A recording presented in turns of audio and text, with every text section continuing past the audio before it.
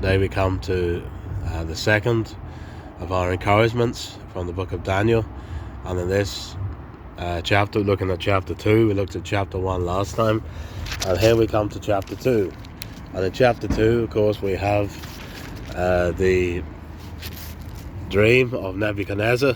Nebuchadnezzar has a dream of an image, the head of gold, and then of silver and bronze and iron and clay. And here we see that Nebuchadnezzar brings all his wise men in, but they can't tell him what the dream means. But then Daniel, of course, is brought in to give understanding to the dream. And of course, Nebuchadnezzar gets angry because he has lost his trust in his wise men of Babylon, because they can't tell him what the dream means, and he's concerned about this dream.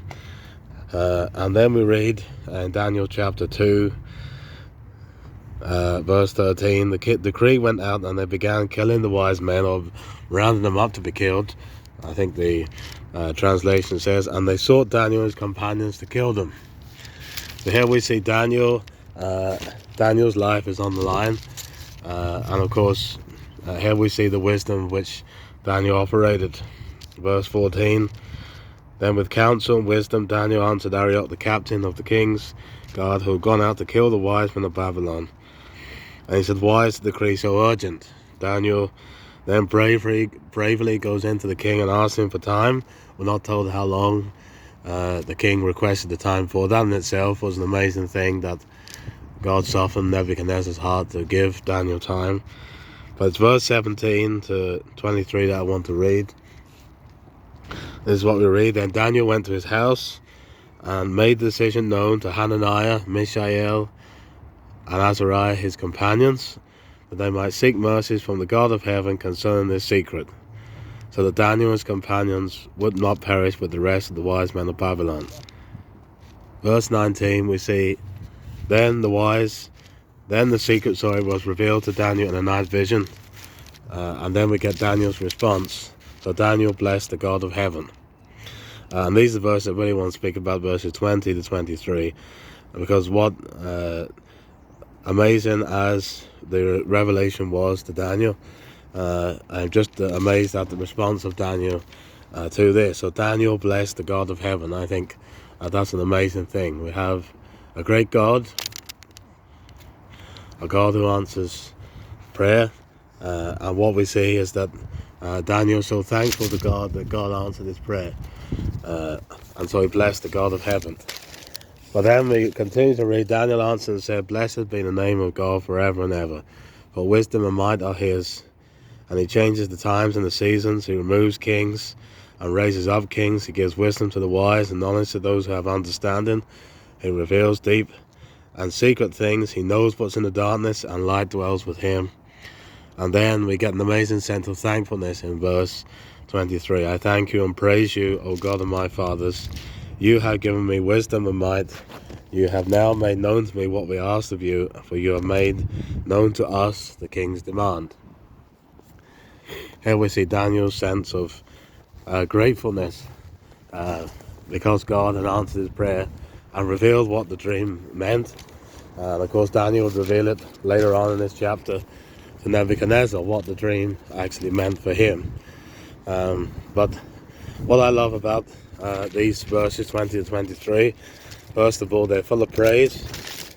Daniel blessed the God of heaven, and Daniel answered, blessed be the name of God forever and ever.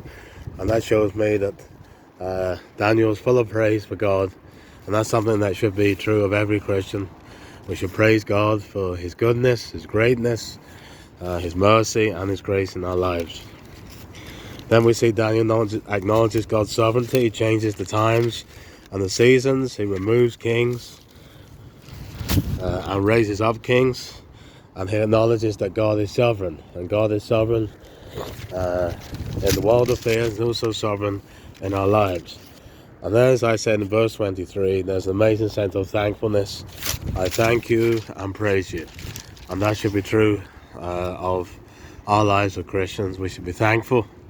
Every prayer should be offered with thanksgiving, and sometimes we're slow to thank God, even for just the basic things, food, clothes, health. We really shouldn't take anything for granted, because everything we have comes from God, and we should be thankful for it. And then I love the way he acknowledges how God has intervened and helped him and his friends, Hananiah, Mishael and Azariah. He acknowledges that God helped them to have the prayer answered and to reveal the vision. And so God took a personal interest in the circumstances of Daniel, and in chapter 2. And of course, Daniel was able to go on and reveal to Nebuchadnezzar exactly what that dream meant. Babylon being the image of gold, and then the Medo-Persians, then the Greeks, and then the Roman empires. And if you have to go back through the history of the world, you'll see those are the four dominant empires. And then, of course, later on, it speaks about the fate of iron and clay, which is probably a reference to the future. And so we see that God in his grace not only revealed the dream to Daniel, which Daniel was thankful, he also revealed his plans and purpose to Nebuchadnezzar. And so I just trust that this is encouraging us to pray, because really one thing that's really challenging from Daniel is his prayer life. And Daniel and his three friends got down, probably his overnight prayer meeting, their lives were on the line, but God answered, and they praised God and they thanked God. And that should be true of us as Christians. So thank you for listening, and I trust you'll be encouraged.